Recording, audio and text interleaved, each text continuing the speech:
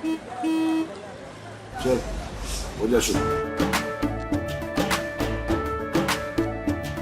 केसरिया से मन जोगी हुआ रे, दिल झूमे देखो पतवारा हुआ रे, दिल झूमे देखो पतवारा हुआ रे।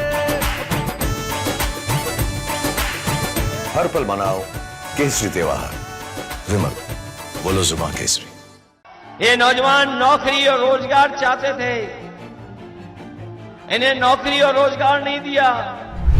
बताओ, यूपी वाले जो बैठे हैं लखनऊ में, नौजवानों सब पेपर लीक हो गए कि नहीं हो गए? जितनी परीक्षाएं हुई सब पेपर लीक हो गए। ये इस सरकार में पता नहीं कहां लीकेज है, सब कुछ लीक हो रहा है वहां पे। विकसित भारत नहीं बन सकता है जहां किसान दुखी है। वहीं हमारे ये नौजवान जानते होंगे, जितने यहां पर सभा में आए हैं, इन नौजवानों का भविष्य भारतीय जनता पार्टी ने अंधकार में डाल दिया है। ये नौजवान नौकरी और रोजगार चाहते थे, इन्हें नौकरी और रोजगार नहीं दिया। बीजेपी की वो झूठी बात और वादे झूठे याद है नौजवानों को, जो बीजेपी ने कहा था कि 2 करोड़ साल में नौकरी देंगे।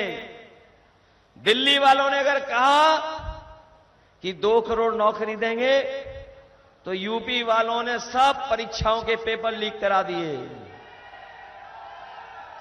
बताओ, यूपी वाले जो बैठे हैं लखनऊ में, नौजवानों सब पेपर लीक हो गए कि नहीं हो गए?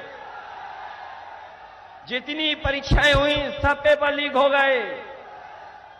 ये इस सरकार में पता नहीं कहां लीकेज है, सब कुछ लीक हो रहा है वहां पे, सब पेपर लीक हो गए।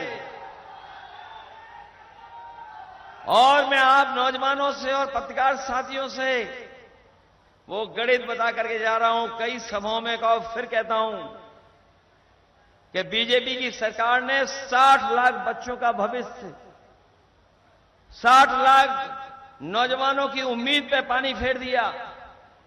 और केवल अगर हम हिसाब लगाएं, 60 लाख नौजवान और उनके मां बाप का वोट, अगर हम 3 का गुणा कर दें 60 लाख में, तो बनता है 1 करोड़ 80 लाख।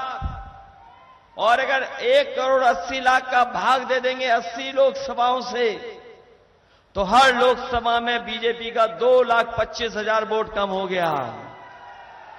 बताओ पत्रकार साथियों, ये गणित ठीक है कि नहीं ठीक है?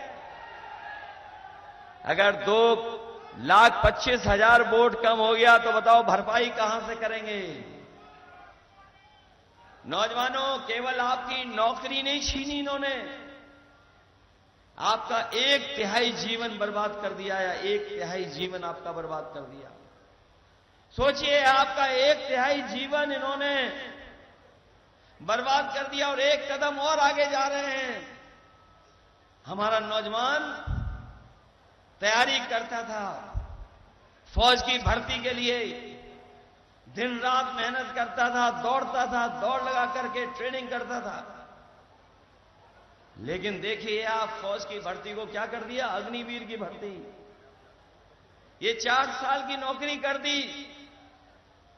नौजवान अगर फौज में वर्दी पहन करके देश की रक्षा करने जाना चाहेगा, तो 4 साल की नौकरी कर दी। हम अपने नौजवानों से कह करके जा रहे हैं, ये अग्निवीर वाली व्यवस्था हम लोग कभी स्वीकार नहीं कर सकते, क्योंकि अग्निवीर व्यवस्था में न पेंशन है, न सुविधाएं हैं, न ही आपका कोई सम्मान है, न कोई आपको विशेष लाभ देती है सरकार। इसलिए अग्निवीर कभी स्वीकार नहीं कर सकते हैं। हमने अपनी कई सभाओं में कहा कि हमारी ये खाकी वाले भाई लोग हैं, कभी कभी नाराज हो जाते हैं, डंडा दिखाने लगते हैं। अभी तो फौज की नौकरी 4 साल की हुई है, बीजेपी वाले दोबारा आ गए, तो ये खाकी वाले जो पहने घूम रहे हैं, इनकी भी 3 साल की नौकरी कर देंगे वो। बताओ, किसी को पता था कि फौज की नौकरी 4 साल की हो जाएगी? कहे ये सवाल तुझसे पत्रकार साथी कि आप क्यों कह रहे हो कि इनकी खाकी वालों की 3 साल की नौकरी हो जाएगी? ये दूसरी वाली ड्रेस भी दिखाई दे रही, इनकी भी 3 साल की नौकरी हो जाएगी।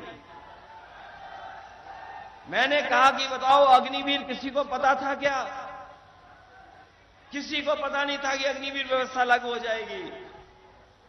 4 साल की नौकरी कर दी। बताओ, किसी को पता था कि नोटबंदी हो जाएगी?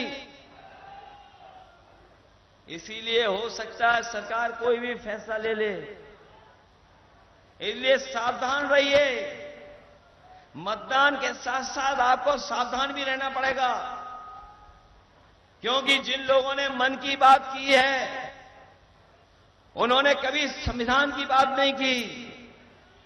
जो मन की बात करते हैं वो संविधान की बात नहीं करते।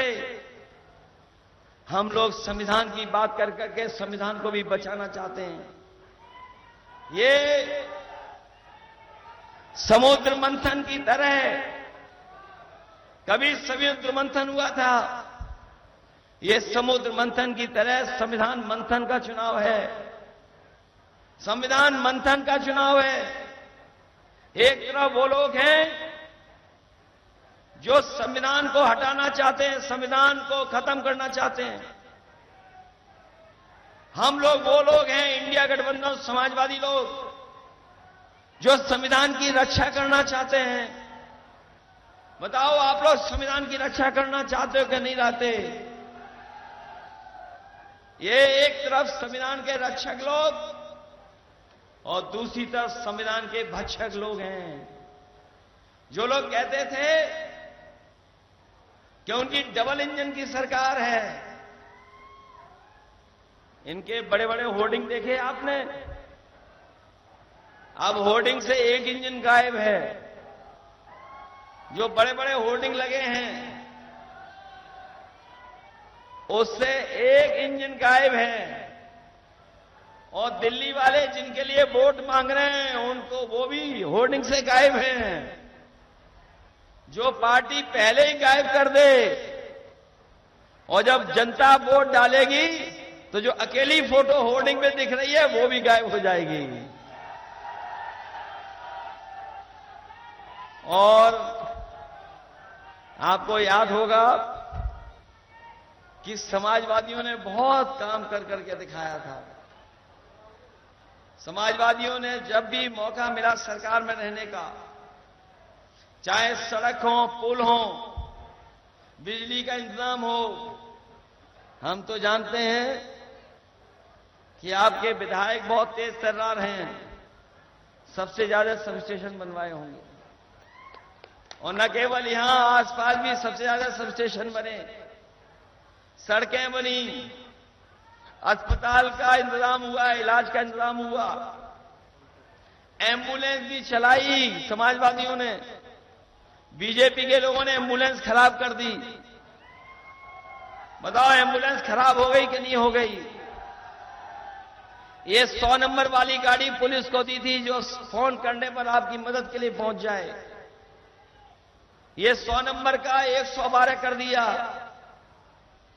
और जब से सरकार ने नंबर बढ़ा दिया तो हमारी पुलिस को भी लग रहा है कि उन्हें भी वसूली बढ़ा देनी चाहिए। 100 से 112 हुआ और इन लोगों ने भी अपनी जो वसूली थी वो बढ़ा दी। और वसूली इतनी हुई है सरकार में जिसकी हम और आप लोग कल्पना नहीं कर सकते। बताओ, इलेक्टोरल बॉन्ड से वसूली की बीजेपी ने कि नहीं की? ये अखबार वाले, टीवी वाले दिखाएं ना दिखाएं, क्योंकि इनके साथ मुश्किल है। ये उसी का कहते हैं जिसका दाना उसका गाना। लेकिन इलेक्टोरल बॉन्ड ने, जो इलेक्टोरल बॉन्ड थे, उसने बीजेपी का बॉन्ड बैंड बजा दिया। बॉन्ड ने बैंड बजा दिया कि नहीं बजा दिया? कभी कोई चंदा देता है इतना? कोई किसी से 1,000 करोड़ वसूल लिया, किसी से 600 करोड़ वसूल लिया, किसी से 500 करोड़ वसूल लिया। और जिसकी ये लोग वैक्सीन लगवा रहे थे, हमें आपको